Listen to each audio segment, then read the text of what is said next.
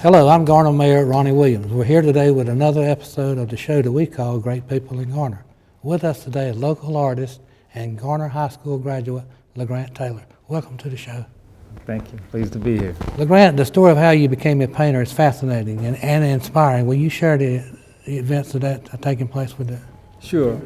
I was home one day, had gotten a car accident, and I was sitting on my couch in my den and a little pain on my back, and the good Lord spoke to me and told me to go out and get some canvas and some paint and start painting.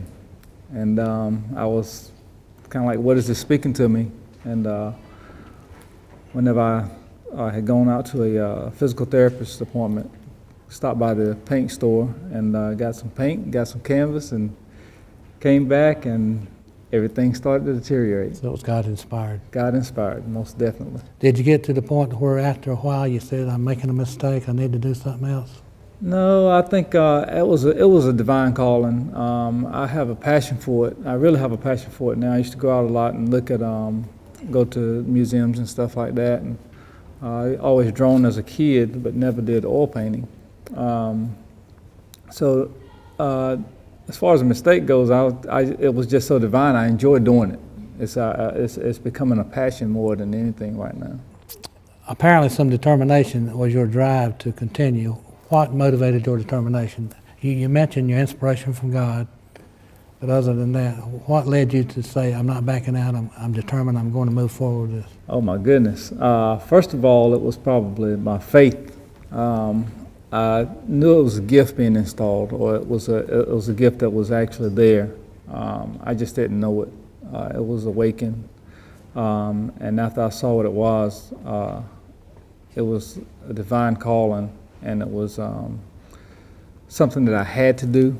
I can't run from it. And now, actually in my life right now, I've started seeing paintings a little bit more. I saw a few of my paintings before I painted them some time back, but now I've been seeing a few that I want to bring forth, and they're just, whenever they come into existence, I just got to bring them forth and put them on the canvas. From the lessons learned by your experience, what would you want to pass on to others, especially the younger generation? To, first of all, have faith in what you do and believe in what you're doing, and understand where it's coming from. It's definitely not my gift. It's not their gift. It's God's gift. And whenever they get that gift, it's up to them to actually take that gift and use it to the good, to bring forth and show others this power that's working. Your work is on exhibition at the Hayti Heritage Center in Durham. That's a testament to how far you've come in such a short time. What is it you think of yourself and have others think of you as an artist? Wow. It's an opportunity to brag on yourself. Give God credit. That's what. Well, I always have to give God credit. But I mean, it's no longer a hobby. It's something. It's not. Yeah, it's no longer a hobby. Right now, I'm starting to do it when I get a canvas and I start painting, and things start to kind of come forth. It can't just stay stagnant. It has to be. It has to mean something to me, and it has to mean something to others. Whenever somebody look at it, they have to be able to feel it, be able to connect with it, and that part of it gives me inspiration, inspiration to paint, and inspiration to actually keep the paintings coming. And that's a joy. I mean, that's the joy that I get whenever I see somebody look at it and they get the feeling of, wow, I've been here, I've did this. This is part of my life. That to me is what I define as art. You gained a lot of recognition by being a part of the African American Festival in Raleigh each year on Labor Day. Tell us about that. The African American Festival held on Labor Day weekend. It's a one of the best festivals in Raleigh. It's downtown, and they have music, they have food, they have other artists, they have crafts, they have dancing in the streets, they have bands, they have these wonderful pineapple drinks. They had the pineapples in the pineapple juice. You get to go refill them and all that. And but it's a nice fellowship too. I get a chance to fellowship with some artists from Baltimore, a few artists from Baltimore, and also some local artists too. Your work's been on display at the Garner Performing Arts Center. What meaning did that have to you, having your work displayed in your hometown? What's special about it? How can I define that? I define that moment as sitting on top of the world, and sitting on top of the world, and the center of the world was Garner, North Carolina, and that was probably one of the more of my proud moments in my art career. It was amazing to be a part of it. But it was really amazing whenever I saw all the folks, all the Garner folks that came in there, and not only Garner folks, there was also folks from out of Garner that came in and visited. And I think it was, they told me I think it was about 200 or 300 people there. And that to me was like, wow, to just know that people are connected with my art. And to come out, and not only that, but also Garner citizens. I go around Garner sometime now, and I find people recognize me, and they'll speak to me and say, "Hey, aren't you the artist? We came to your show and all that." And I'm like, "Yeah," and they will talk about their favorite pieces and stuff. What leads you to decide on a specific theme, a subject, or a scene to do your next art piece? Your current one's probably got some inspiration too. What led you to that inspiration? Sometimes when I come across a piece, I'll look at, I do a lot of my stuff in photographs. And I use the folks in the photographs not necessarily make their image to be just like the image that I actually see. They may come out to look like the folks that are actually in the pictures, but usually I use it for the placements of the people in order to get the story. So it may be some of the pictures that you see may be developed from, say, some of them from 3 or 4 photographs on up to, I think I got one that's probably about 60 different photographs. And some of the backgrounds I create, like in Humble Curtains, which is the 4 kids, and they're sitting there looking at this curtain. And the curtain was placed as the symbol of beginning of life. They don't know what's going on behind this curtain, but they know that whenever that curtain opens, it's going to be, it's almost like they're going to a movie and they're anxious to see what's going on. So that curtain represents the whole beginning of life, or their walk on life as children. You want your work to display a message. Yes. And is there a bigger impact on children than it is adults? Well, I've said this before, that my artwork, I want the 3 or 4 year old to come in and say, "Hey, Mom, I like this piece," and I also want the 105-year-old to come in and say, "Hey, I like this piece over." Something for everybody. It's something for everybody. So every time I paint a piece, I try to reach a different audience. Like I might have a piece for the men, a piece for the kids, a piece for everybody, a piece for the ladies, and a piece for the younger generation, a piece for an everyday situation, like a day at the beach. It's something that, around July that's beach time. So that piece, kind of speaks for that particular period of time and the things that we do. Looking at Garner today, do you have an inspiration, or do you have, would you care to predict how Garner's going to be 5 years from now, or 10 years from now? How do you see Garner being 5 or 10 years from now? And you're a part of it. Oh my goodness. It's growing. Yes, Garner is growing. I'll tell you what I would like to see in Garner. One of the things I would like to see in Garner in 5 years is I would like to see an African American festival held in Garner with jazz and gospel and fine arts display. That's something I would love to see in Garner. I would like to see more of that. We can hold it right down there at Lake Benson Park. Yeah, it'll work. Yeah. I think we're going to walk around and look at some of your work here briefly.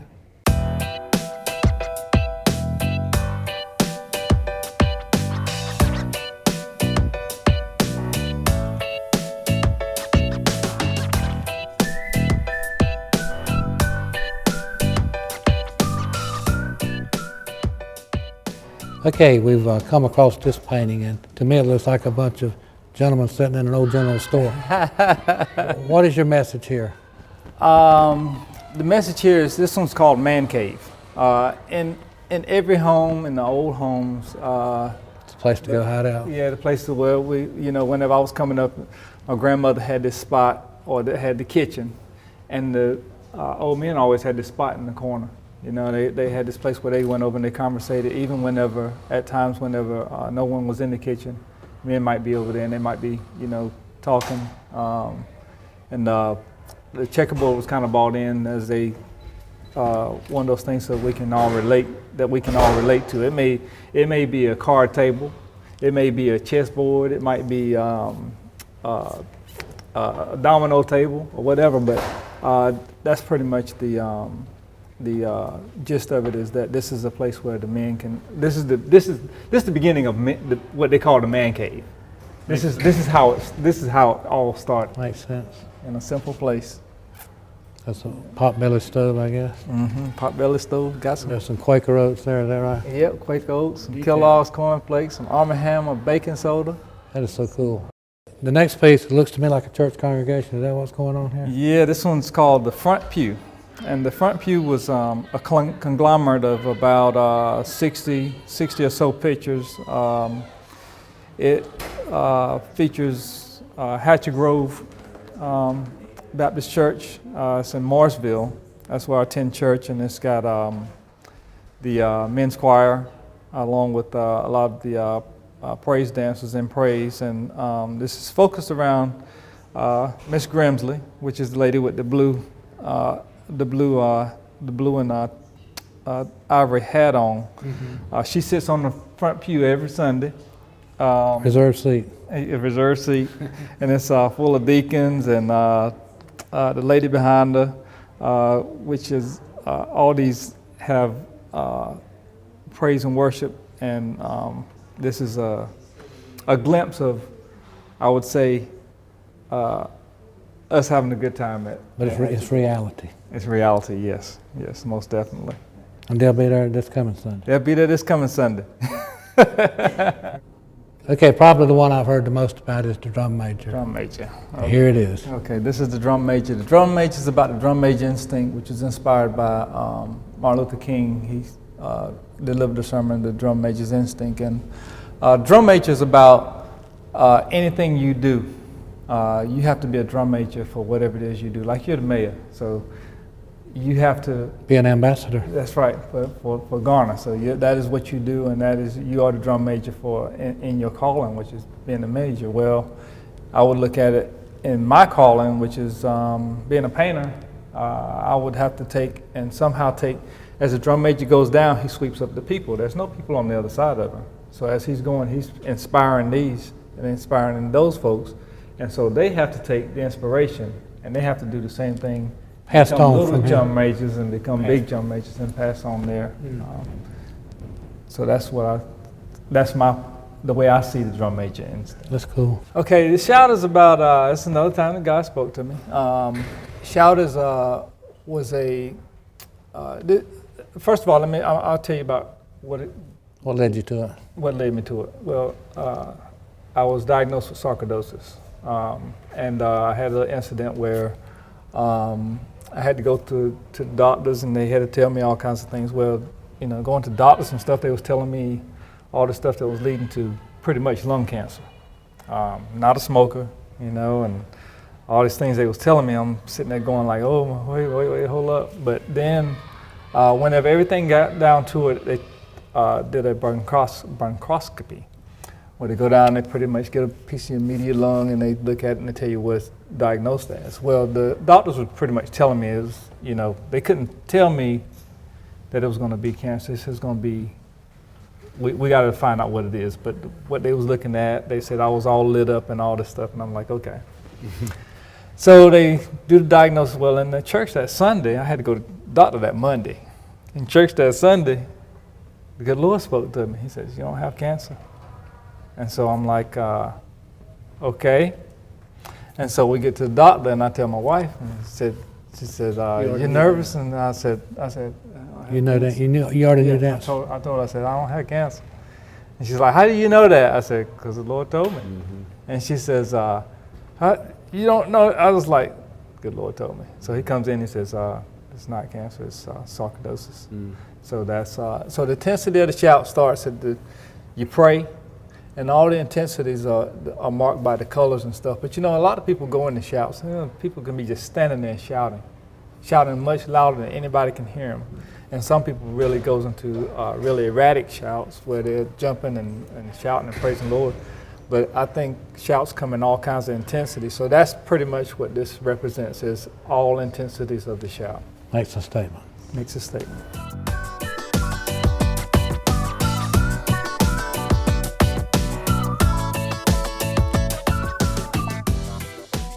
Think about music. What's something you always hear when you listen to music?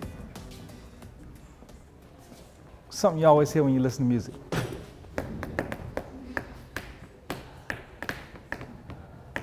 You see him? Oh, I see him now. I see him now. Well, show me. I see him now.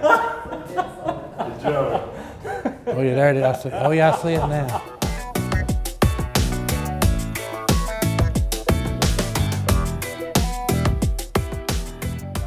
We mentioned earlier you are a graduate of Garner High School.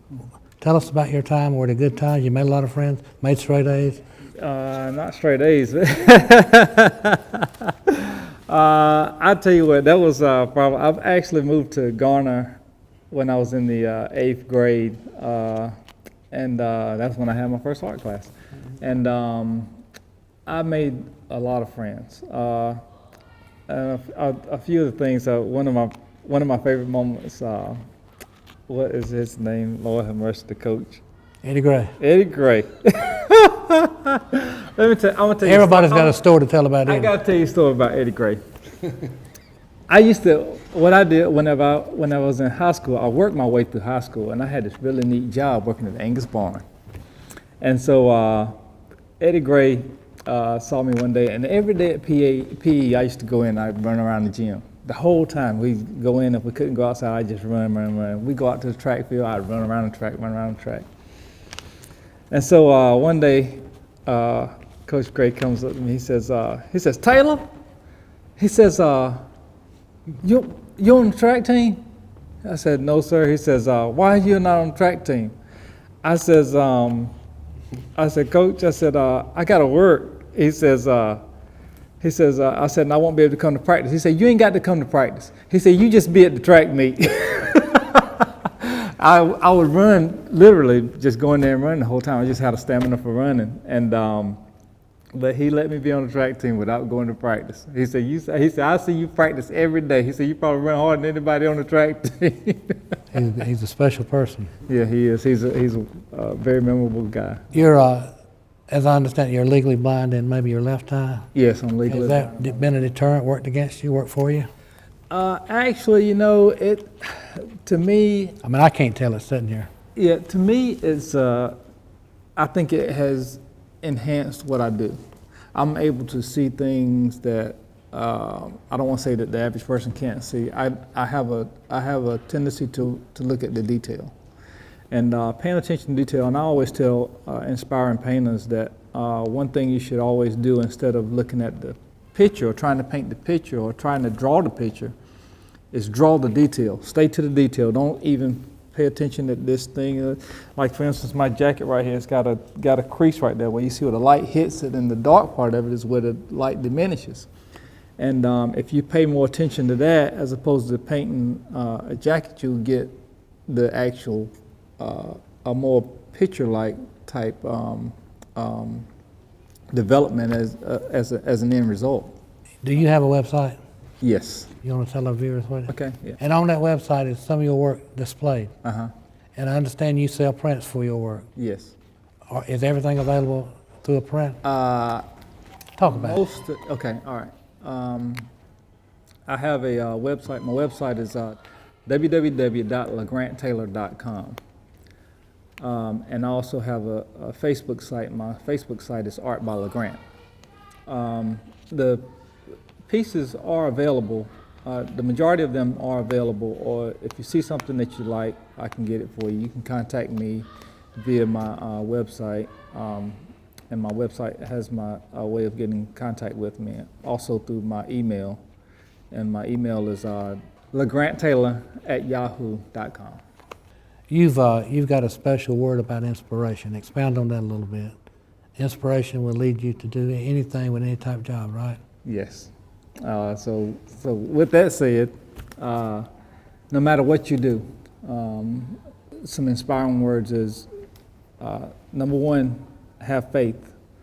Don't ever give up. Give back. Encourage others. And to any artist, painter, paint the detail. And don't ever give up on something that you really want to do. And it's very obvious. You make no secret of it. You are a strong Christian, apparently. Yes, sir. And your Christianity and your faith has led you to do what you've done thus far. Yes, no doubt. With His help. Yeah. Yes. Without Him, I am nothing. You were raised in a Christian home? Yes, I was raised in a Christian home, but my Christianity picked up. I was involved in a car accident back in 1989. I was a DJ. I was on my way to a club. These guys had stabbed this guy, had stabbed somebody inside the club, and they were running. And I was on a 1962 Volkswagen, and whenever I was coming around the curve, these guys were leaving that club, and they hit my Volkswagen pretty much all on my side. And after the thing, I could hear them. The first thing I heard was them closing the doors and getting out of the car. I heard the doors close, and then I heard the feet running. And I remember standing there, and I saw myself. My head was hanging out the window, and I was inside. And next thing I noticed, I heard was this girl screaming and hollering. But I was standing there looking at myself down inside the car. And were you unconscious? I think I was unconscious. I mean, I was standing there looking at myself. So, I mean, I was knocked out or whatever. I mean, my head was just hanging there. And this bright light just shined, and something said, "You got some things to do. You need to jump back in that body. I got some things for you to do." And after that, I kind of looked at things a little different. I didn't get baptized until 3 months before this all happened. But a long time ago, I don't share this too much, but a long time ago, I made this promise to the good Lord that I would not oil paint until after I was baptized. Okay? Don't know why, just this. It was a contract you made with him. It was a contract I made. And after it was almost like he said, "Okay, remember that promise you made me? It's time for you to see what's going on." And so after I started painting, is whenever it was a while after I got the paintings done that I remember making this silly promise a long time ago. But I didn't get baptized until 3 months. I think it was like in October of 08, somewhere around in there. How long for one piece? Well, take that one, for example. How long did it take to do that? That piece probably was about, I will say, about 25 or 30 hours. Now, this is the copy. The actual piece is about 12 by 24. It's not this big. But that piece I actually saw before I painted it. I saw it. Now that was the first one I saw before I painted it. Well, this guy uses his camera phone. Do you do that? I use my 35 millimeter. I got a digital camera I use. But this piece actually I took with a panoramic camera. Never take a panoramic camera.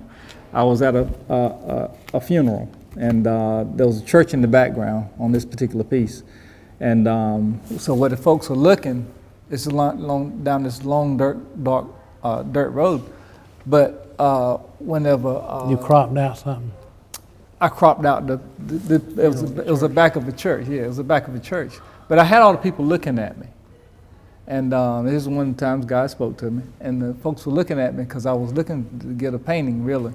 And I said, everybody with hats on, line up. I want to take a picture.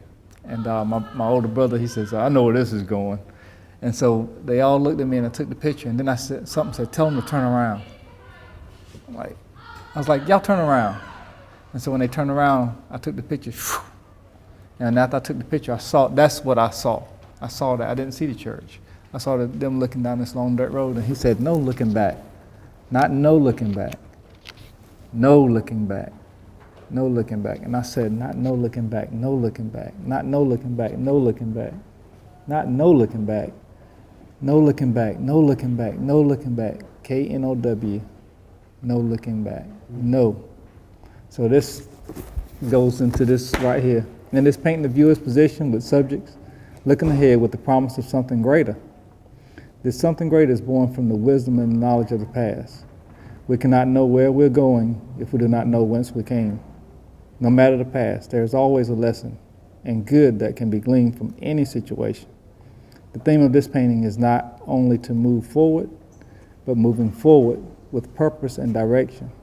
We may not know what the future holds, but we can rest assured in knowing who holds the future. And then that goes into Jeremiah 29:11. For I know the plans I have for you, declares the Lord, plans to prosper you and not to harm you, plans to give you hope and the future.